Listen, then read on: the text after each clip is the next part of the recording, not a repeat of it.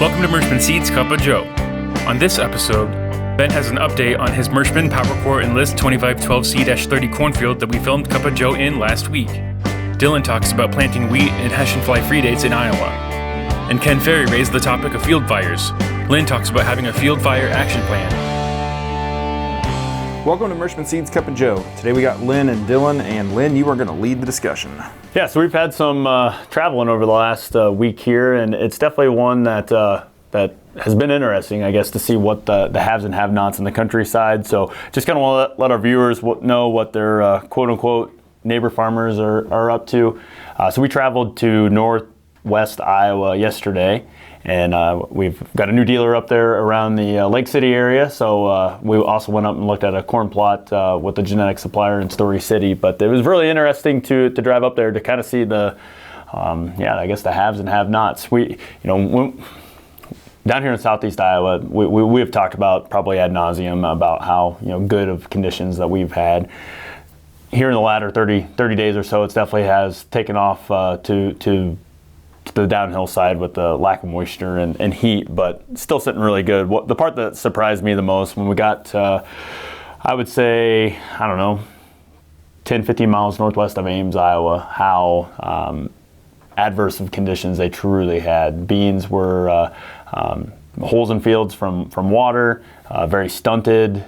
Some beans were starting senescence, some were in, I would say, probably 50% leaf drop, and some looked ready to go. Some were still green. From the corn standpoint, though, I think that was one that I'm a little bit concerned for the national average when we have the discussions. I know locally we're hearing really good reports of corn, but when we think about how Iowa carries its yield from a reporting, I guess the state reporting, most of our yield comes from above I-80.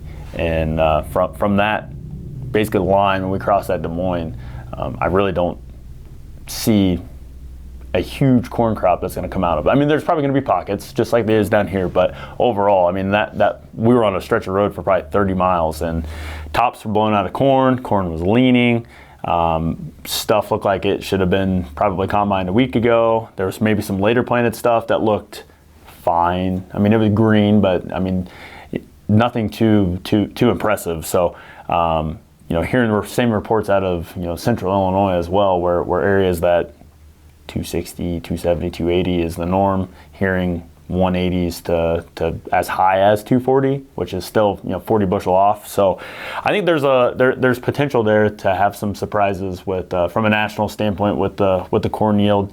But overall, definitely feel for those guys. Issues up there. Too much rain in the spring, massive rain events during the growing season. I mean, 5+ inch rain events that happen on more than one occurrence. When we were up there, I think it was the day before, hail, or 2 days hail, up to 1 inch hail, and 5+ inches of rain in that Manson, Fort Dodge area, which is, that's pretty devastating when you think about you've almost made it to the finish line and then that event happens.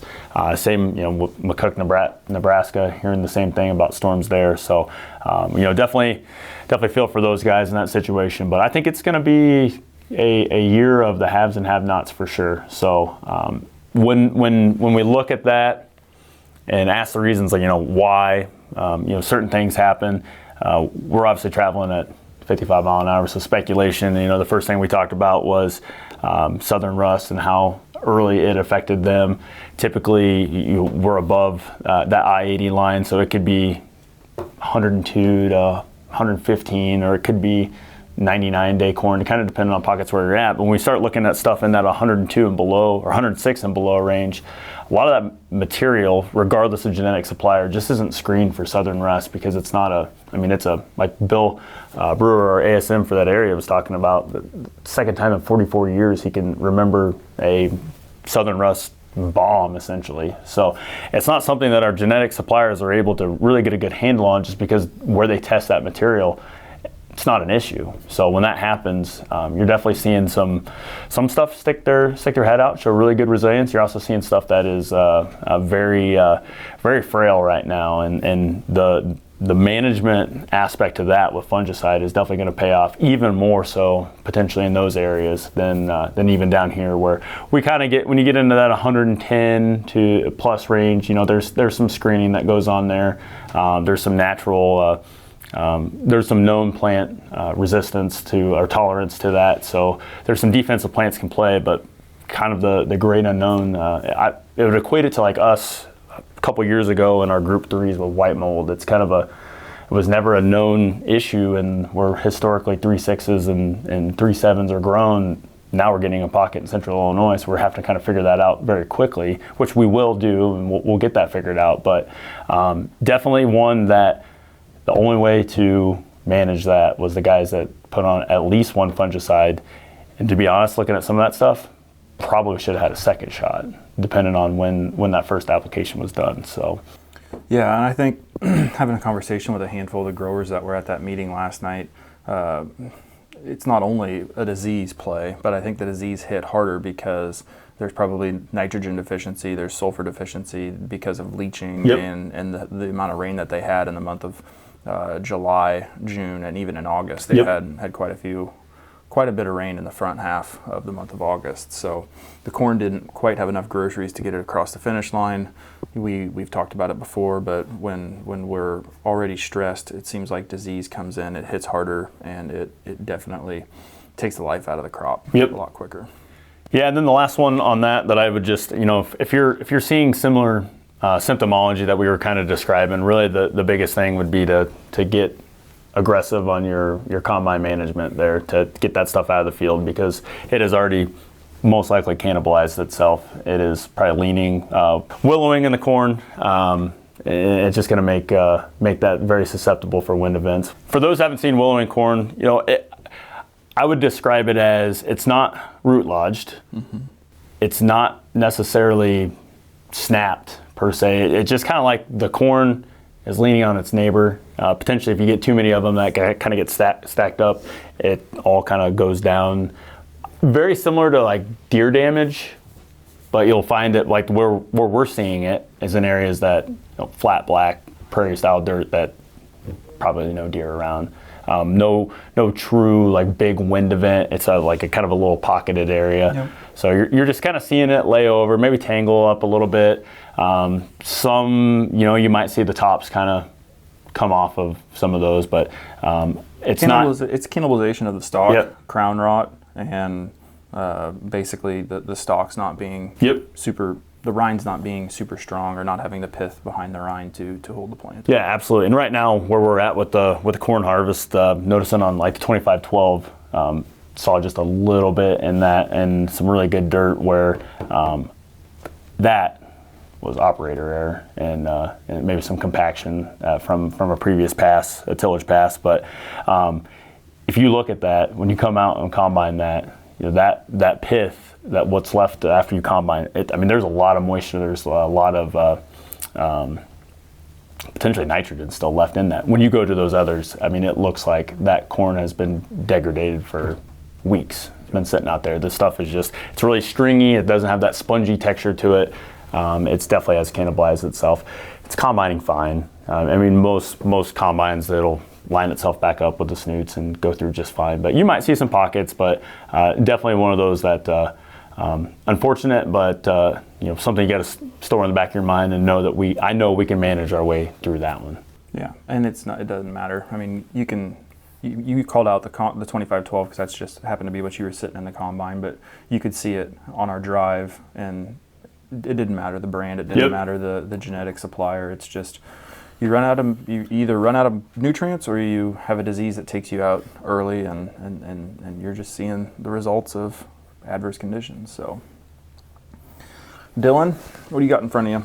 So we would talk about wheat. There's kind of an important fly-free date when we're talking about wheat. It's an adult that will lay its larvae in the wheat. If it gets planted way too early and a lot of growth on it, that's going to affect lodging, feeding on the leaves, on the crown. It's just going to affect the whole plant as it continues to grow. So the fly-free date, at least in the last kind of section of Iowa, and we can throw up a picture of it. There's different tiers and sections of the date. Would be September 28th would be the technical fly free date that we kind of want to base our planting dates around. And like you were saying, we can plant up to maybe 10 days earlier than that as we move on. So anytime right now. And so when that adult, it's kind of really short-lived.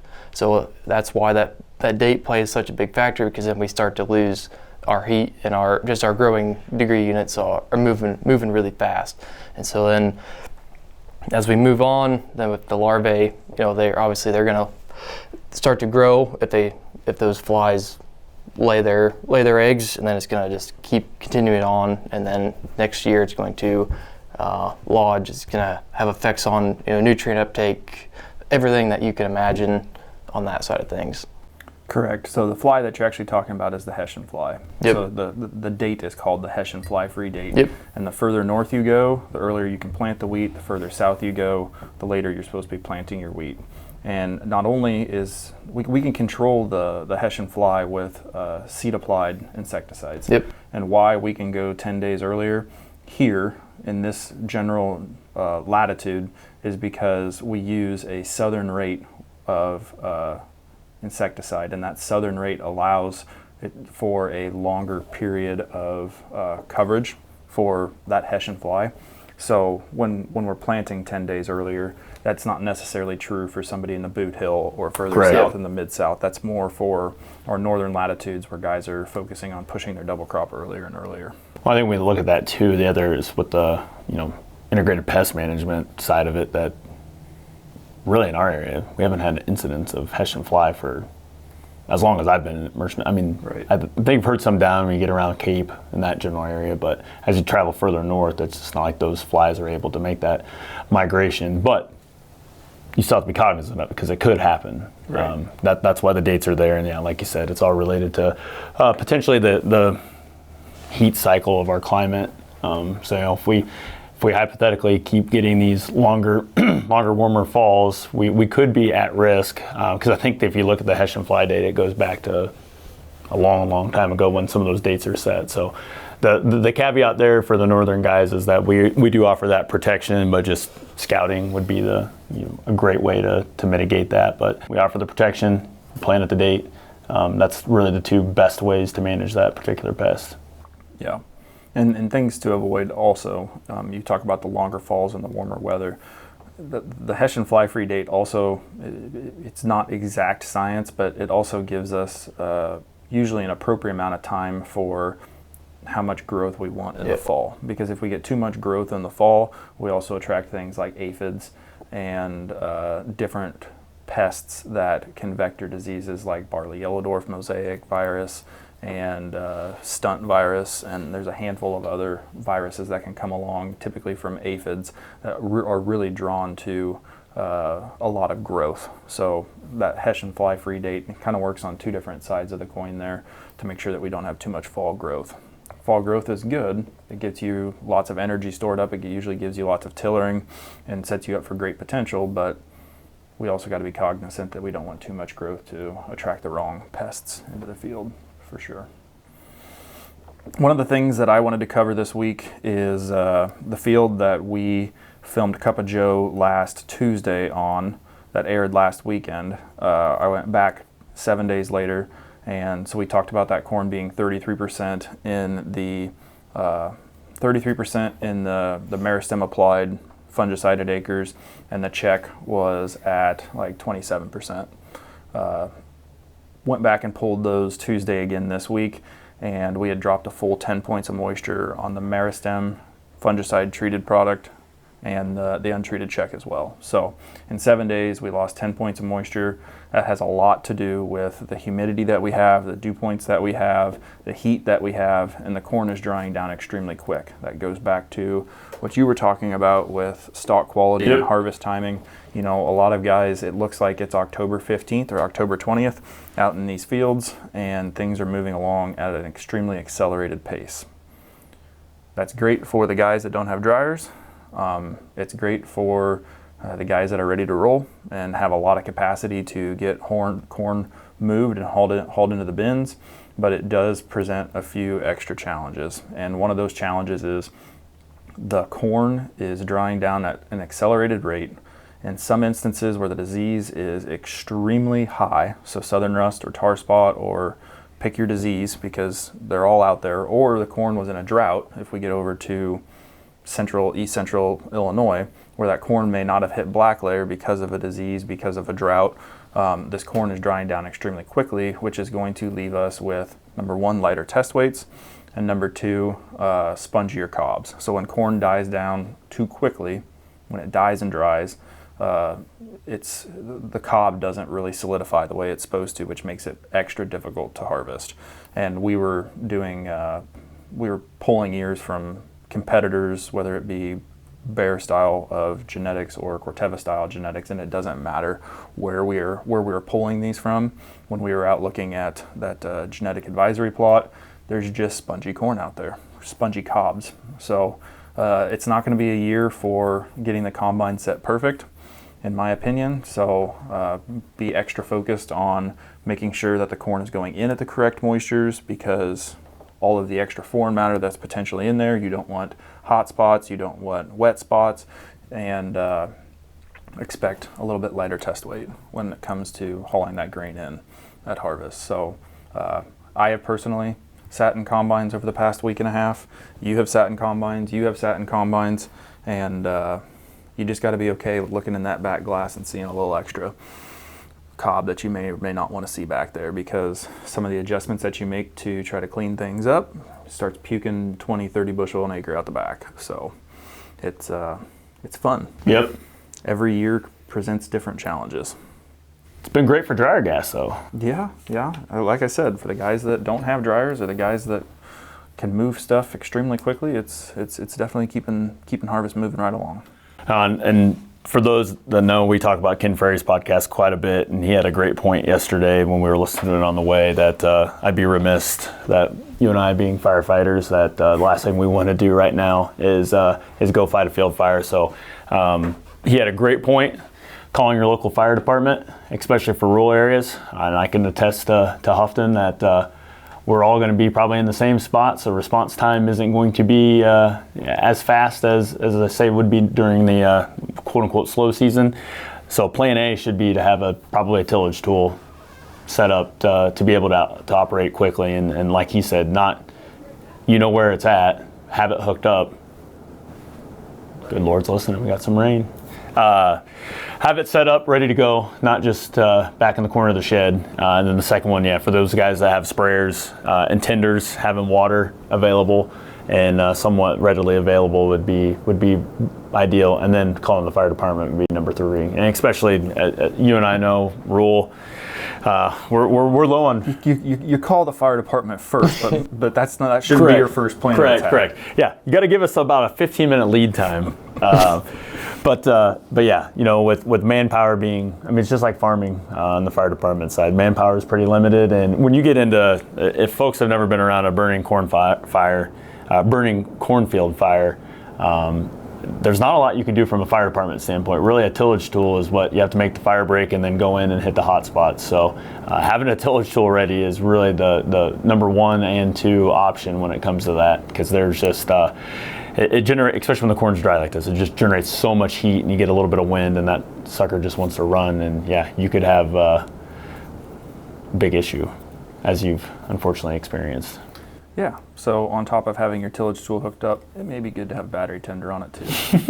So a little personal experience speaking there. One of the other things that I was thinking about, and we didn't talk about this before the pre-recording, but I'm also hearing incidences of guys that are picking early beans. So around here that'd be like a 2.6, 2.7, 2.8, maybe even a 2.9 that are starting to get rocking and rolling. Lots of green stems. So not only did the corn die and dry, the soybeans died and dried. So you're going to be seeing a lot of green stem syndrome. These beans aren't going to look ready to cut, but they are going to be at the moisture where they're ready to cut. So be prepared and be a little bit aggressive on